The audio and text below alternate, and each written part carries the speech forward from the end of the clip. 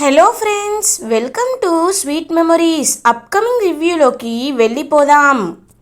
Jagadhatri family ఇంటికి reach అయిన తర్వాత జగదాత్రి జరిగిందంతా కౌశికితో చెప్తుంది. కౌశికి వీడియో కూడా చూపిస్తుంది. ఒక్కసారిగా కౌశికి చాలా గిల్టీగా ఫీల్ అవుతుంది.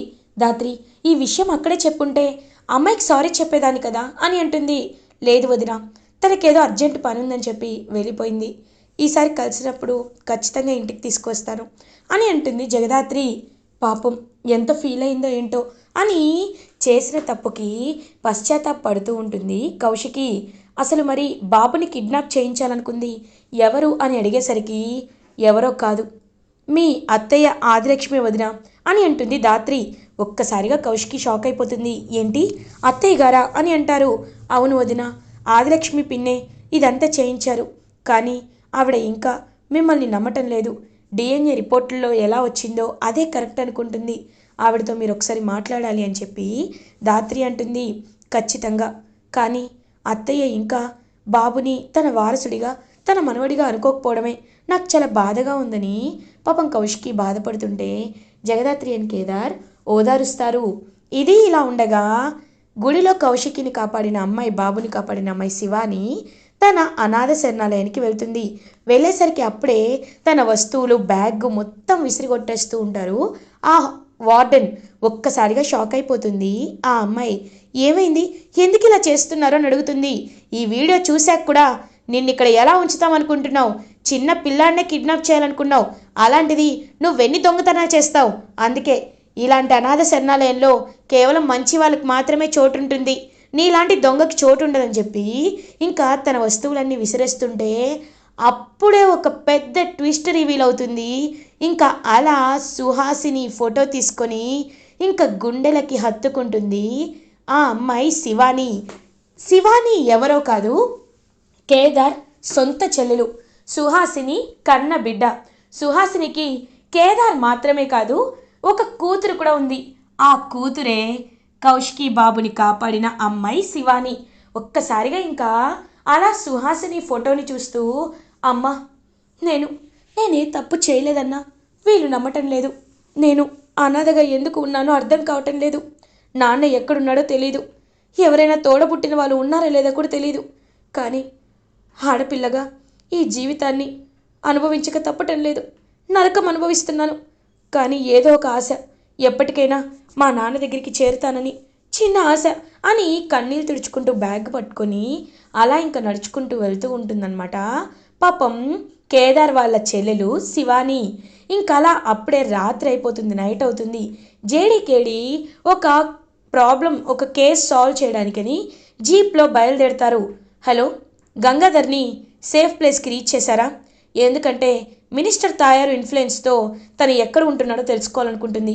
So Gangadhar, archaeologist department HOD వాళ్ళ తమ్ముడు గంగాధర్ని మీరు ఫ్రీక్వెంట్గా ప్లేసెస్ చేంజ్ చేస్తూ ఉండండి అని చెప్పి ఇంకలా పెట్రోలింగ్కి వస్తూ ఉంటుంది జేడి అండ్ కేడి. అప్పుడే కరెక్ట్గా ఒంటరిగా వెళ్తున్న కేదార్ చెల్లెలి శివానిని ఇంకా రౌడీలు అయితే చూస్తూ ఉంటారు. ఏయ్ అమ్మాయి, ఏంటి ఈ టైంలో ఒంటరిగా వెళ్తున్నావు అని అడుగుతారు. ఎవరు మీరు అని అడుగుతుంది. మేమెవరో తర్వాత చెప్తాం, రా వెళ్దామని చెప్పి ఇంకా చెయ్యి పట్టుకునేసరికి చెయ్యి వదలరా అని చెప్పి చెంప పగల కొడుతుంది ఇంకా శివాని. ఒక్కసారిగా రౌడీలు ఏయ్ అని చెప్పి కత్తితో పొడవబోతుంటే జేడి వెంటనే ఎక్కడికి వస్తుంది. వచ్చి ఇంకా అలా అడ్డుకొని జేడి కేడి ఇద్దరు ఫుల్గా కొడతారనమాట. కొట్టి ఇంకా అలా రౌడీలని తరిమేస్తారు. నీకేం కాలేదు కదా అని అంటారు. లేదు మేడం అని అంటారు. మీరు అని అడిగేసరికి ఐపీఎస్ జేడి అని అంటారు. హో, జేడి మేడం అంటే మీరేనా? సిటీలో ఉన్న క్రిమినల్స్ అందరికీ మీరంటే చాలా భయం మేడం, మీ గురించి టీవీలో ప్రెస్ మీట్లో విన్నాను. మీరే నా ఇన్స్పిరేషన్ మేడం, ఎప్పటికైనా నేను కూడా మీలా పోలీస్ అవ్వాలనే నా కల మేడం అని అంటుంది పాపం కేదార్ వాళ్ళ చెల్లి శివాని. ఎప్పటికైనా నువ్వు పోలీస్ ఆఫీసర్ అవుతావు, కానీ నువ్వు ఒక నింద పడ్డావంట కదా, చూశాను అని అంటారు. అవును మేడం అని అంటారు. చూడు, కౌశికి గారు నీపై చేయి చేసుకున్నారు, కానీ ఆవిడ చాలా మంచివారు అని అంటారు. అవును, ఇంత రాత్రి ఒంటరిగా ఎక్కడికి వెళ్తున్నావమ్మా అని అడుగుతారు కేదార్. నాకు ఎవరూ లేరు సార్, నేను ఒక అనాథని, అందుకే వెళ్తున్నాను సార్. ఎక్కడికి వెళ్ళాలో తెలీదు, ఏం చేయాలో కూడా తెలీదు అని కన్నీళ్ళు పెట్టుకుంటుంది పాపం కేదార్ వాళ్ళ చెల్లెలు శివాని. ఇంక వెంటనే కేదార్ జగదాత్రికి జాలేస్తుంది. వెంటనే కౌశికి అడ్రస్ ఇస్తారు. చూడు, రేపు ఇప్పుడే నువ్వు ఈ ఇంటికి వెళ్ళి జరిగిందంతా చెప్పు. ఖచ్చితంగా కౌశికి గారు నిన్ను అర్థం చేసుకుంటారు. ఆవిడ తెలుసు కదా, ఒక పెద్ద ఛానల్కి సీఈఓ, చాలా కంపెనీస్కి ఆవిడ బాస్ మాత్రమే కాదు, మంచితనానికి మారు పేరు లాంటి వారు. కాబట్టి కౌశికి గారిని వెళ్ళి వాళ్ళు నీకు ఆశ్రయం ఇస్తారు అని చెప్పి ఇంకా జగదాత్రి కేదార్ అయితే కేడీగా కౌశికి అడ్రస్ని ఇస్తారు. ఇప్పుడే వెళ్తానని చెప్పి ఇంకా వెళ్తూ ఉంటుంది. అలా పాపం తనైతే ఇంక వెంటనే జగదాత్రి కేదార్ కూడా కేడీగా స్విచ్ అయ్యి జగదాత్రి కేదార్గా మారి ఇంటికి వెళ్తారు. ఇంకా కౌశికి అలా చూస్తూ ఉంటుంది. అప్పుడే కరెక్ట్గా ఆటోలో కేదార్ సొంత చెల్లెలు సుధాకర్ కన్న కూతురు శివాని అలా ఇంకా నడుచుకుంటూ వస్తూ ఉంటుంది బ్యాగ్ పట్టుకొని. ఇంకా వెంటనే అప్పుడే అక్కడికి వచ్చిన జగదాత్రి కేదార్, శివాని నువ్వేంటి ఇక్కడ అని తెలియనట్టు అడుగుతారు. మేడం, నేను ఒకసారి కౌశికి మేడంతో మాట్లాడాలి అని అంటారు. రా, నీ గురించి నేను వదినకంతా చెప్పాను అని చెప్పి లోపలికి తీసుకువెళ్తారు. కౌశికి ఇంకప్పుడే శివానీని చూసి చాలా హ్యాపీగా ఫీల్ అవుతుంది. నీ గురించే ఆలోచిస్తున్నాను, నిన్ను కలిసి నిజంగా సారీ చెప్పాలనుకున్నాను. ఐఎమ్ సో సారీ, నీపై ఆవేశంతో చేసుకున్నాను. ఆ టైంలో ఆ ఎమోషన్లో నువ్వే నా బాబుని కిడ్నాప్ చేసావేమో అనుకున్నాను. ఐఎమ్ సో సారీ అమ్మా అని అంటుంది కౌశికి. పర్లేదు మేడం, మీరు 100 మందికి అన్నం పెట్టిన వాళ్ళు, అలాంటి వాళ్ళు ఏదో ఆవేశంతో నాపై చేసుకున్నారు. మీరు ఎలాంటి పొజిషన్లో ఉండదు చేసుంటారో నేను అర్థం చేసుకోగలను అని అంటుంది. పాపం అలా తనైతే ఇంక వెంటనే కౌశికి చేతిలో ఉన్న బ్యాగ్ని చూసి, ఏమ్మా నువ్వు ఎక్కడి నుండి వస్తున్నావు అని అడుగుతారు. మేడం, నా పేరు శివాని అండి. నేను ఒక అనాథని. నాన్న ఎక్కడుంటారో తెలీదు. అమ్మ చనిపోయింది. నాన్న ఆచూకీ కోసం ఇక్కడికి వచ్చాను. అనాథగా అనాథ శరణాలయంలో ఉంటున్నాను. కానీ మీరు నన్ను కొట్టిన వీడియో వైరల్ అయింది. అది మా వార్డెన్ గారు చూసి నన్ను బయటికి పంపించేశారు. ఇప్పుడు మీరే దిక్కనుకుంటున్నాను. నాకు ఒక మంచి అనాథ శరణాలయాన్ని చూపిస్తే అక్కడికి వెళ్ళి ఉంటాను అని అంటారు. పాపం కౌశికి జాలేస్తుంది. ఇంక వెంటనే వైజయంతి, అమ్మి కౌశికి, ఈ అమ్మాయిని చూస్తుంటే జాలేస్తుంది కదూ, ఒక పూట అన్నం పెట్టి పంపించేయి అని అంటారు. లేదు పిన్ని, తను కూడా మనతో పాటు ఈ ఇంట్లోనే ఉంటుంది అని అంటుంది కౌశికి. ఒక్కసారిగా షాక్ అయిపోతారు నిషిక, వైజయంతి, యువరాజ్, ఇంకా కేదార్, జగదాత్రి హ్యాపీగా ఫీల్ అవుతారు. వద్దు మేడం అని అంటుంది పాపం శివాని. చూడు శివాని, నువ్వు చూస్తుంటే నాకెందుకో బాగా కావాల్సిన మనిషిలా అనిపిస్తున్నావు. అయినా నేను తప్పు చేశాను. నా వల్లే నువ్వు నిందల పాలయ్యావు, బయటకి గెంటి వేయబడ్డావు. కాబట్టి ఆ తప్పు నేనే సరిదిద్దుకుంటాను. నిన్ను అనాథ అంటున్నావు కాబట్టి ఇకపై ఇది నీ కుటుంబం అనుకో. నువ్వు సంతోషంగా ఉండడమే నాకు కావాలి. నువ్వు ఏం చదువుకుంటానన్నా చదివించడానికి నేను సిద్ధంగా ఉన్నాను. నిన్ను సొంత చెల్లెలా చూసుకుంటాను అని అంటుంది కౌశికి. పాపం చాలా హ్యాపీగా ఫీల్ అవుతుంది శివాని. ఇంకప్పుడే సుధాకర్ బయటికి వస్తాడు. సుధాకర్ని చూడగానే ఒక్కసారిగా షాక్ అయిపోతుందన్నమాట. వెంటనే అలా ఇంకా తనైతే ఇంకా శివాని చూస్తూ ఉంటుంది సుధాకర్ వైపు. సుధాకర్ కూడా శివాని వైపు చూస్తూ, ఈ అమ్మాయి అని అంటారు. అవును బాబాయ్, తను తప్పేం చేయలేదు అని కౌశికి అంటుంది. ఇవాటి నుండి తను కూడా మన ఇంట్లోనే ఉంటుందంటే ఇంకా పాపం వెంటనే వీళ్ళ ఆశీర్వాదం తీసుకుంటుంది శివాని. దీర్ఘాయుష్మాన్ భవ. నువ్వు ఎందుకో నాకు బాగా దగ్గరగా అనిపిస్తున్నావమ్మా. నువ్వు కూడా అనుకున్నంత స్థాయికి వెళ్ళాలి, బాగా చదువుకోవాలి అని అంటారు. ఇంకా కౌశికి హ్యాపీగా ఉండమని చెప్తే వైజయంతి, బో ఏంటి ఇదేమైనా ధర్మసత్రం అనుకుంటున్నారా? ఇప్పటికే 2 ఇంట్లో ఉంటున్నారు, అలాంటిది ఇప్పుడు ఈ 3వ అమ్మాయా అని అడుగుతుంది వైజయంతి. వైజయంతి, పుణ్యం చేసే వాళ్ళని చేయి నువ్వు, అంతేకాని వాళ్ళకి అడ్డుపడద్దు. ఇప్పుడు కౌశికి ఏం చేసింది? అయినా నువ్వు చాలా వరకు నగలని, మేకప్ అని డబ్బులు తగలేయటం లేదా? ఆ డబ్బులేదో తన చదువుకి పెడతానంటుంది, తన్ని ఇంట్లో ఒక మెంబర్గా చూస్తానంటుంది. ఒక మనిషికి అన్నిటికంటే అన్నదానంతో సమానమైనదే విద్యాదానం. విద్యాదానం చేస్తే చాలా పుణ్యం వస్తుంది. కౌశికి, ఎవరు ఏమన్నా నువ్వు పట్టించుకోవద్దు. అమ్మ, నీ పేరు శివాని. శివాని, నువ్వు మాత్రం ఇక్కడే ఉంటూ నువ్వు అనుకున్నది సాధించాలమ్మా అని అంటారు. ఇంతకీ నువ్వేమవ్వాలనుకుంటున్నావు అని అడుగుతారు. నేను పోలీస్ అవ్వాలనుకుంటున్నాను అని అంటుంది. ఒక్కసారిగా జగదాత్రి కేదార్ చూస్తూ ఉంటారు. నిషిక అలా చూస్తూ ఉంటుంది. ఏంటి పోలీసా నువ్వా అని అంటుంది. ఏ మేడం, నాకు ధైర్యం ఉంది, తెగింపు ఉంది, మనుషుల్ని కనిపెట్టే సత్తా ఉంది. నేను ఫిజికల్ ట్రైనింగ్కి కూడా వెళ్ళాలి మేడం, కానీ వాళ్ళు ఫీజు అరేంజ్ చేసుకోమన్నారు. దానికోసమే పార్ట్ టైం జాబ్ చేయాలనుకుంటున్నాను. లేకపోతే నేను సెలెక్ట్ అయ్యేదాన్ని మేడం అని అంటుంది పాపం శివాని. చూడు, ఆ ఫీజు నేను నీకు రేపు పే చేస్తాను, నువ్వేమీ కంగారు పడద్దు, వెళ్ళు అని చెప్పి ఇంకా ఒక రూమ్ చూపిస్తుంది కౌశికి. ఇంకా అలా తనైతే వెళ్ళి ఇంకా మొత్తం ఫోటోని దులుపుతూ పాపం ఫోటోని అక్కడ పెట్టి ఇంకా తన రూమ్ అంతా సర్దుకుంటూ ఉంటుంది. ఇది ఇలా ఉండగా మార్నింగ్ అవుతుంది. జగదాత్రి కేదార్ ఎలా అయినా ఆదిలక్ష్మిని కలవాలి అని బయలుదేరుతారు. అప్పుడే కరెక్ట్గా కౌశికి, కేదార్ ఎక్కడికి వెళ్తున్నారు అని అడుగుతుంది. వదిన, ఒకసారి ఆదిలక్ష్మి పిన్నిని కలిసి మాట్లాడి వస్తాం అని అంటారు.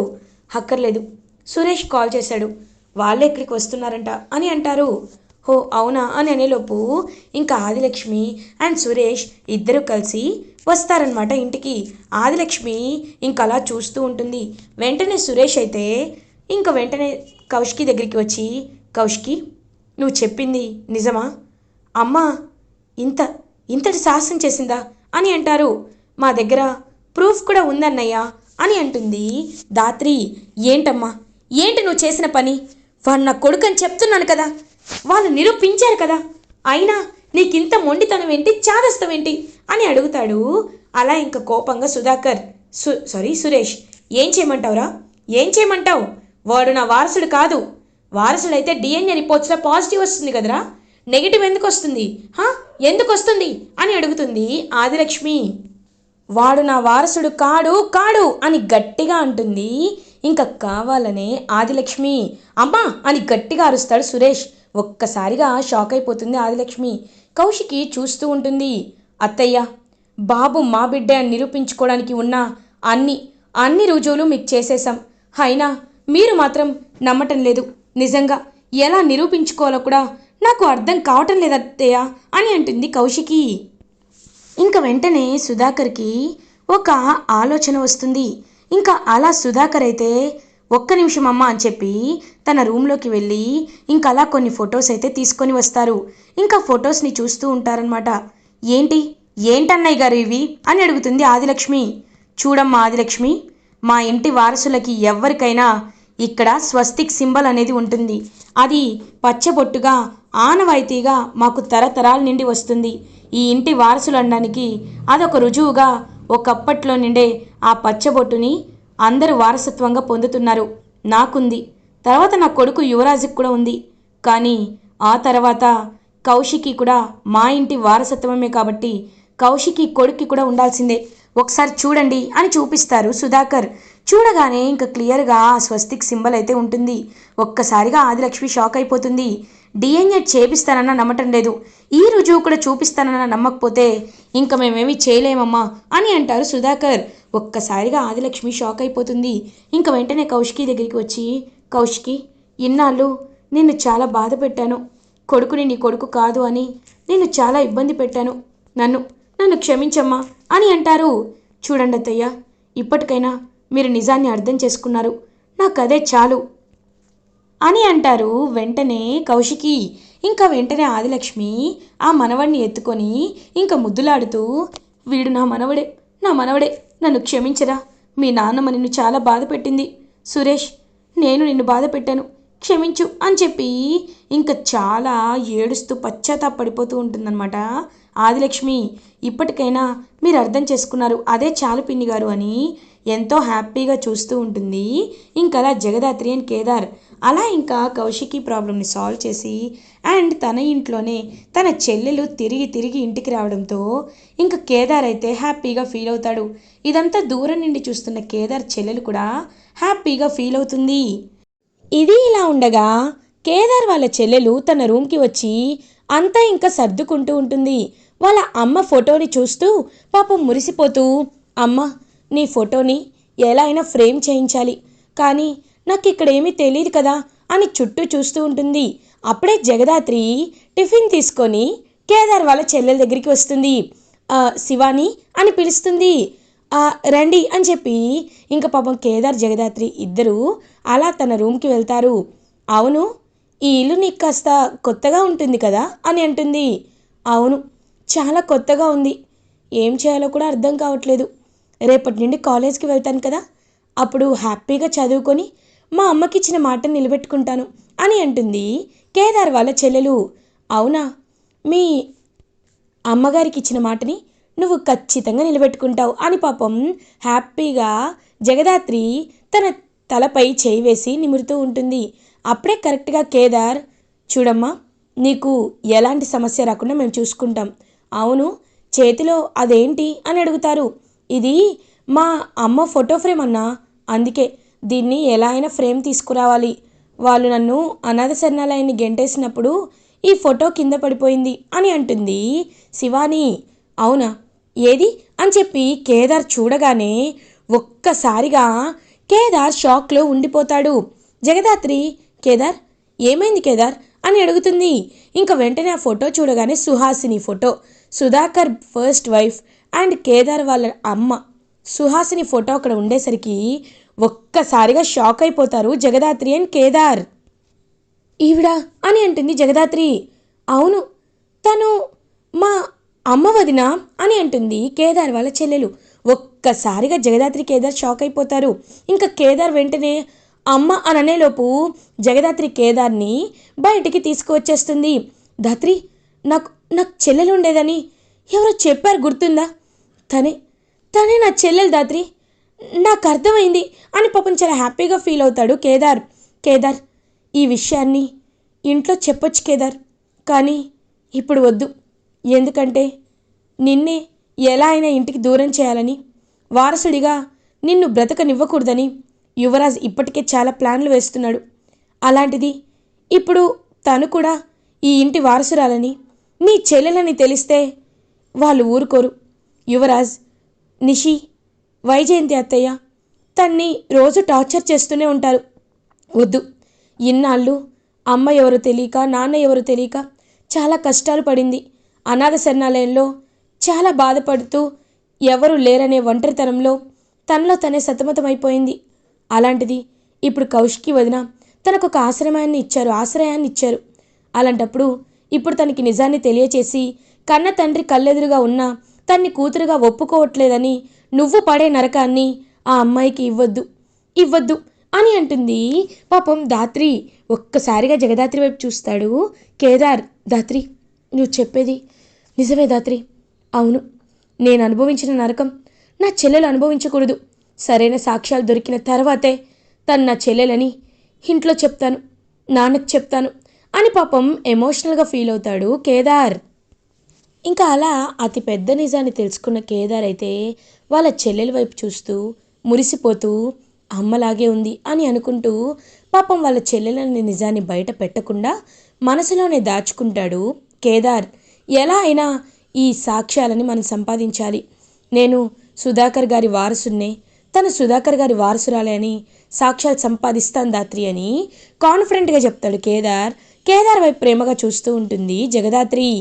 ఇలా ఎపిసోడ్ ఎండ్ అవుతుంది. ఫర్దర్ ఎపిసోడ్ రివ్యూస్ ముందుగా మీకు కావాలి అనుకుంటే మా ఛానల్ని సబ్స్క్రైబ్ చేసుకోండి. Thanks for watching.